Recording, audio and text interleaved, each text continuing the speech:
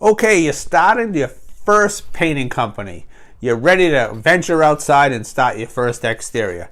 This video won't be for everybody. This is for the person who's just starting out. I'm Ron Ramsden. I'm a DYB coach, also painting contractor here in Massachusetts. I've been doing this for a little over 18 years now. What I want to do is I want to walk you through your first exterior paint job. Okay, you've won the contract. Pretty cool sign, by the way, huh? It's a metal fresh paint sign. I don't know how old it is. I bought it online. But anyways, like I said, I'm Ron Ramsden. I've been doing this for a long time. And what I want to do is help you walk you through your first setup on your first paint job. Maybe you've worked for someone else. Maybe you're venturing out and you're going to say, I'm going to be a painter and I'm going to make a lot of money. Well, let's just walk through that first exterior. You've provided an estimate and you've won the job. Congratulations. That's the first step. Because if you don't have a job, you didn't win a contract, you don't have anything to paint. So let's start from there. So your first exterior. So you got to collect a deposit. Why do you want to collect a deposit? It's a commitment from the customer to you, and it seals the deal. So maybe it's $500, maybe it's a third down, depending on what your contract reads. You can find many contracts online, and if you're using one of the actual estimating programs, they actually have basic contracts already loaded in the customer can sign. That's with Estimate Rocket and PEP. Those are the two ones that I know about. There's many out there that you could use, but Estimate Rocket and PEP seem to be very popular in this world. And I don't get anything for saying that, by the way. So let's walk through the first paint job. So let's put a sign in the yard. Let everybody know that you're going to be painting this house. So you can have signs made. You can either have the small plastic ones or the fancy metal ones. And I've actually seen some pretty nice wooden ones made out there. So get your sign in the yard. Drive-bys are great. You want to brand yourself. So you first got to start off with your house wash. Now there's soft wash and regular power washing, however you do it. You also got to remove the shutters at the same time. Watch out for bees behind the shutters, by the way. Label the shutters. Figure out the pattern of the house. You're either going to start from the top, 1, 2, 3. You want to label the shutters only because I have not labeled the shutters in the past, and it's taken hours to figure out what shutter goes where. And also, when you put them back up, make sure they're facing the right way. So remove your shutters. So ask the homeowner, where is a good place to set up shop? Where can you leave your ladders and your other supplies at a certain way? Maybe it's against the garage, maybe it's behind the garage, behind the house. Find a place that you can put them. Ask the homeowner if it's okay. And just remember, if you're going to leave your ladders there for any period of time, there's a chance it's going to kill the grass underneath. So we usually try to put them on some bark mulch or under a tree where there is no grass. You got to start up. Of course, you got to get your ladders out. You got to scrape, caulk, prime, latex primer, oil primer, depending on what you're used to using, and depending on also what you're actually covering up, if it's a tan and bleed or something like that. So, okay, you're going to start your first coat on the body of the house. Maybe one side alone. If you're only working by yourself, maybe you just want to work on one side. You got to get that done. Then you got to paint your trim. And we do the body of the house, and then we do the trim of the house. In fact, if we're actually painting from the top down, we'll actually do the soffit, get at that all done, and then drop the body. All depending on how you work it. So great thing to do on rainy or overcast days where you're actually afraid it's going to ruin what you're going to be doing. That's a great time to do your shutters, do your exterior doors because they open inward, maybe a garage door which you can open upward at the end.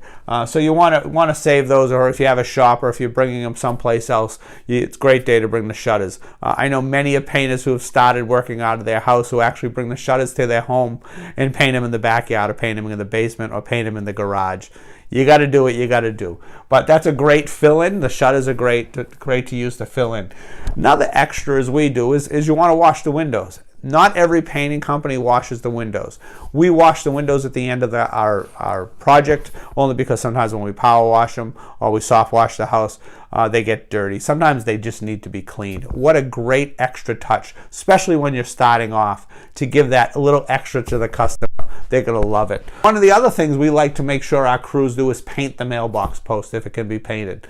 A lot of times this is the forgotten thing. It's sitting out in the front. You've actually painted the house, but that mailbox post just needs a nice fresh coat of paint. When you're all done all this stuff, you put the shutters back up. You got to walk around with the homeowner. Walk around the entire house with the homeowner to show them the work, answer any questions to prove that it's actually been done. This is an acceptance. When the homeowner's all done, it's a great time to bond with the homeowner. They're going to be thrilled at the new paint job, and you can get the approval that the work has been done. You want to get paid. Getting paid is a big thing. So you got to present the final invoice. You're going to collect the check. Very, very important. You don't want to be waiting for the money. You just started out. Cash flow is key. Cash flow is very important. Also, you want to present the homeowner with a thank you gift. In the DYB community, we talk a lot about maybe a can of cookies in a paint can. Myself, and many of you know, I give an apple pie. Maybe something else to thank them for the business. And while you're there, now they have this beautifully painted house. They have a thank you gift from yourself. You're going to ask them, could you do me a small favor? Could you give me a video testimonial? And the reason you're asking this is video testimonials are so strong. You know, when you come to the next job and someone says, well, do you have references? You can actually show them the video testimonial. You can tell the person, you know, a lot of people don't like to speak on video, unfortunately, like myself, is that you can say, don't you agree that people aren't comfortable on video? But I have these video testimonials of my past customers. It is so strong. You can also use this for social media. You can use this as sending out to potential customers, and you can also put this on your website. So this video testimonial is huge. Then you want to follow up with a thank you note. A handwritten thank you note thanking the customer for the job. So once again, you want to set up your job. You know, some of the more important things, of course, is getting your deposit and getting paid. That's why we're in this business, is to make money. But is ask the customer permission to do things. You want to ask the customer where to put the ladders. Just don't plop them someplace. You know, you want to walk around with the customer, maybe even before the job if you want to do that, to ask them specific questions, maybe different things, you know, maybe with the bathroom. Maybe that's in your contract, is that they're going to provide a bathroom. Maybe you're going to bring in a porta potty, and you're going to ask the homeowner where they put the porta potty.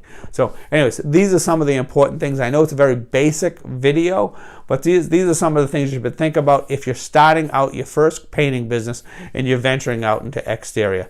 I'm Ron Ramsden. I'm a DYB coach, also painting contractor. If you'd like to get in touch with me, you can reach me at Ron@DYB Coach. You can also find me on Facebook. More than glad to chat with you, either through a messenger, or we could actually pick up the phone and answer any of your questions. I help painters work on their business. We want to make some money out there. We want to enjoy our job. And most of all, we want to build our own business. So I'm Ron Ramsden, wishing you a happy exterior season. Take care.